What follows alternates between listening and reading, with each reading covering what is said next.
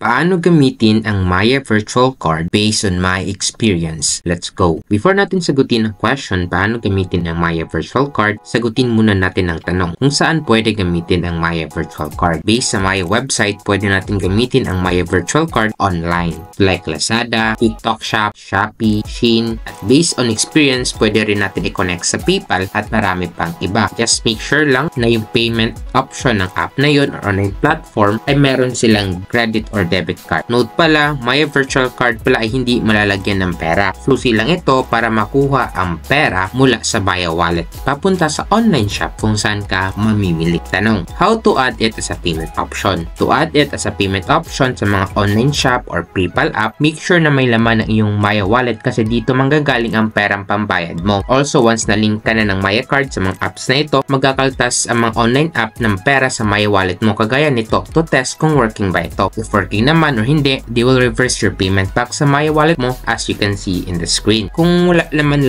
Maya Wallet mo, hindi mo malilink Maya Virtual Card mo online. So if may laman Maya Wallet mo kagaya nito, go to an online store na tumatanggap ng debit card or credit card and check mo kung tumatanggap pa sila ng Visa or Mastercard. Depende kung ano yung natanggap mo na klase ng virtual card kay Maya. If yes, pwede mo gamitin ang Maya Virtual Card mo. Tanong, paano naman po kung walang logo kung anong debit or credit card tinatanggap nila tulad ng TikTok? In that case, subukan mo lang to test kung accepting ba sila by entering your Maya Virtual Card details at makita mo kung tumatanggap ba sila or hindi once na-link mo Maya Virtual Card mo. In that case of TikTok, tumatanggap naman sila nung sinubukan ko. Tanong, paano mag-fill out ng card details online? Fill out, open your Maya app and open and go to Maya Virtual Card tulad ng ginawa ko. Pindutin ang Maya Virtual Card mo at makikita mo ang card details with label. Enter mo lang card details mo sa online shop or platform of your choosing. Ako pipiliin ko TikTok Shop. After mo ma-enter ang card details tulad ng ginawa ko sa TikTok Shop, makikita mo na successfully linked na Maya Virtual Card mo sa online shop.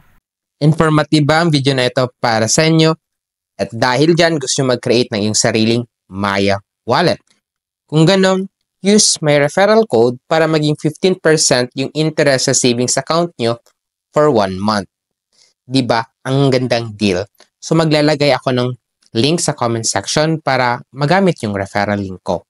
Also, kung gusto nyo din matutunan paano i-link yung Maya Virtual Card sa PayPal na step by step, may tutorial din ako para dyan, click mo lang ito. O di kaya gustong matutunan paano gamitin ang iyong or bumili ng sariling Maya physical card. May tutorial din ako para dyan, click mo lang ito. So if you want more videos like this, don't forget to like and subscribe.